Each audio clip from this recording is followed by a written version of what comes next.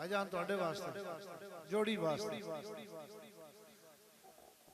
वड्डा ओ इंसान है जिस दे विच कुछ इंसानियत होवे। वड्डा ओ इंसान है जिस दे विच कुछ इंसानियत होवे। गल मूंह चो करदियां दस लईंदी जो कुछ असलियत होवे।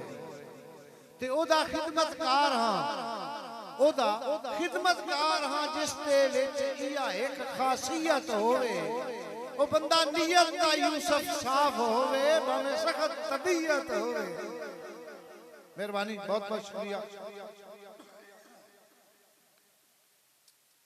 पता लगता है जेड़े कुछ विच मेरे हाणी बैठे हो तवज्जो करिया है, पता लगता है खोटिया खरियां दा ओ जदा राह ते वाह पै वेंदे।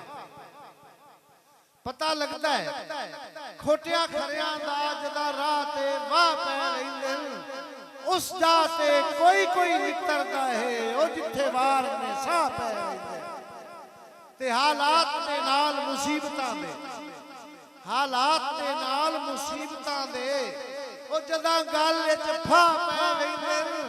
घट यूसुफ तोड़ दे संग होंदे, चोखे छोड़ के राह पै वेंदे।